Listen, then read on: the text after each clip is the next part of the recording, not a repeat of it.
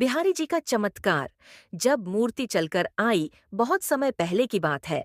वृंदावन में एक अत्यंत भक्ति भाव से पूरित साधु रहते थे, जिनका नाम था स्वामी हरिदास जी।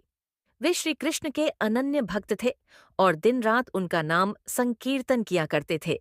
एक दिन स्वामी हरिदास जी निधिवन में ध्यान मग्न होकर कृष्ण की भक्ति में तल्लीन थे। उन्होंने अपनी बांसुरी से ऐसा मधुर राग छेड़ा कि वृंदावन की वायु भी रोमांचित हो उठी।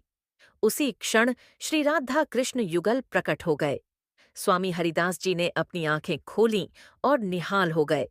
उनके सामने स्वयं बिहारी जी युगल रूप में खड़े थे। उनके भक्तों ने विनती की, प्रभु, आप हमेशा हमारे साथ रहें। तब श्री कृष्ण मंद मुस्कुराए और बोले, स्वामी जी, हम आपके प्रेम से बंधे हैं, लेकिन हम स्थूल रूप में सबके सामने नहीं रह सकते, परंतु हम एक मूर्ति रूप में यहाँ निवास करेंगे।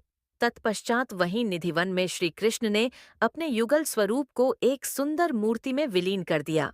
उस दिन से वही मूर्ति ठाकुर बांके बिहारी जी के नाम से पूजी जाती है। एक और चमत्कार। आंखों से आंखें मिलाना कठिन। बांके बिहारी जी की मूर्ति इतनी जीवंत और आकर्षक है कि कहा जाता है, यदि कोई भक्त लगातार उनकी आंखों में देखता रहे तो वह सम्मोहित हो जाता है। कई भक्तों की ऐसी कहानियां सामने आई हैं, जिनमें कहा गया कि वे बिहारी जी की दृष्टि में इस कदर खो गए कि उन्हें संसार का भान ही नहीं रहा।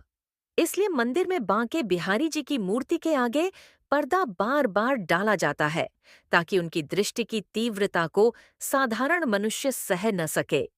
भावार्थ, इन चमत्कारों का मर्म यही है कि सच्चे प्रेम, श्रद्धा और भक्ति से भगवान को भी अपने भक्त के आगे झुकना पड़ता है। बांके बिहारी जी वृंदावन में आज भी जीवंत रूप में भक्तों को दर्शन देते हैं और उनकी पुकार पर कृपा बरसाते हैं।